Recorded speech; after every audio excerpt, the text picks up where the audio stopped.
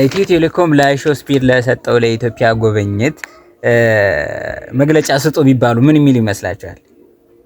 እንደኔ ልንገራችሁ ያዘጋጁታል ልንገራችሁ። እንግዲህ ስሙ ትርጓሜ ትንሽ እሞክራለሁ፣ ግን እናንተም በቻላችሁት አቅም ተርጉማችሁ ወይ ሙሉን የኔን ሼር አድርጉለት ለሙሉ የኢትዮጵያ ሕዝብ እንዲደርሰው በማድረግ ልትተባበሩኝ ትችላላችሁ።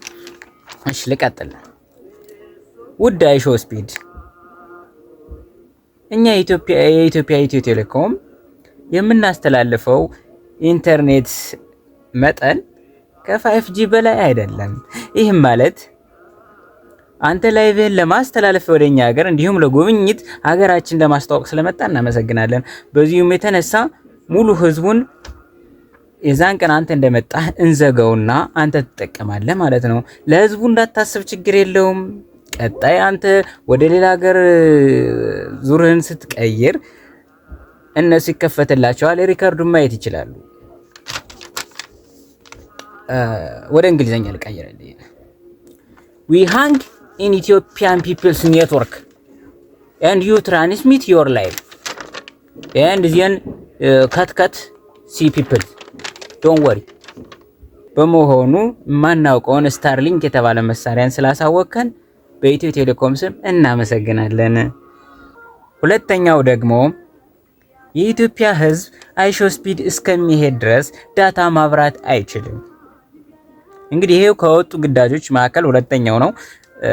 ኢትዮ ቴሌኮም እንግዲህ ኔትወርካችን በጣም ቀርፋፋ መሆኑ ይታወቃል። እንዲሁም ላይቭህን ከምሽቱ 4 ሰዓት በኋላ ብታደርገው እንመርጣለን እንደኛ፣ ምክንያቱም የሚሰራበት መንገድ እንደዛ ነውና እኛ እዚሁ ኢትዮ ቴሌኮም ቢሮ ውስጥ ራሱ ስንጠቀም አንተ አጥፋ እኔ ልጠቀም ነው አንቺ አጥፊ፣ ያው እንዳትጠቀም እየተጠቀምኩ ነው አይሰራም አንቺ ከገባሽ ምናምን እየተባባልን ነው የምንጠቀምና ቢሮ ውስጥ እንደዛ ነው። ስለዚህ እዛው ያሉት ጓደኞቼ ዋይፋይ ምናምን ባያበሩ ይመረጣል። እዛ ነው። ሶስተኛው ደግሞ ነገር በጣም የተቆራረጠ ኔትወርክ በመሆኑ ልክ እንደ ሴት ልጅ የወር አበባ ነው። ከወር ለ7 ቀን ይመጣል፣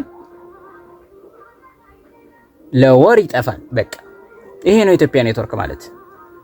ይሄንን በእንግሊዘኛ ልንገርህ። the network Ethiopian is it comes just like a human period. It comes a month and it disappears a month. That's it, bro.